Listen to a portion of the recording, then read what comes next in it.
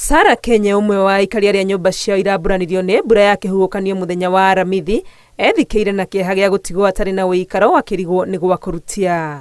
Kulingana na nyumba yangu yenye ilianguka, sina mahali ya kulala, sina mahali ya kupikia.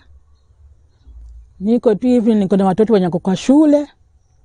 Sina mbele na nyuma. Hathara ĩrĩa mũtũngĩte no ĩhutĩtie andũ angĩ itũra-inĩ rĩrĩ rĩa Emati arĩa marauga kuma matũrĩte matirĩ mona ũrirũ ũrĩa ũmatũngĩte wa mbura ĩrĩa ĩrathiĩ na mbere kura. Upepo ukija unabeba, nyumba zetu zinachukuliwa, watu karibu kama 60 hivi, nyumba zao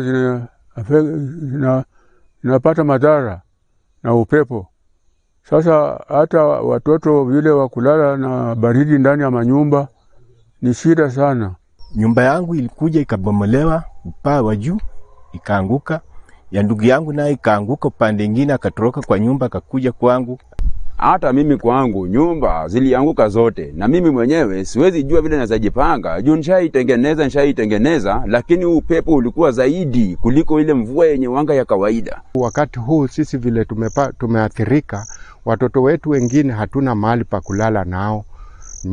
Nyumba zetu zimebomolewa, zingine ziko chini na zimepata kama sisi hatuna mbele wala nyuma. Maafa imeonekana hapa. Kuna nyumba ya babangu ambao imebebwa na baridi. Na sio hii peke yake, kuna nyumba zingine katika sehemu hii ambazo zimebebwa na upepo mkali ambao ulivuka siku ya Alhamisi. Hamwe na gũthũkia cikaro, mbura ĩno no ĩtigĩte hathara ya gũthũkia barabara o hamwe na mĩgũnda. Wataalamu kutoka huko juu waje watufunze namna kukinga hii maji ili isipeleke mashamba yetu hii ndogo ndogo mpaka kuli na utakana.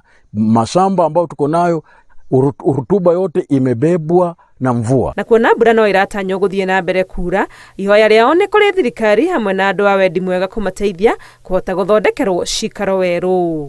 Ngĩribotera Inooro TV rĩtwa rĩakwa nĩ Wangui wa Mwangi.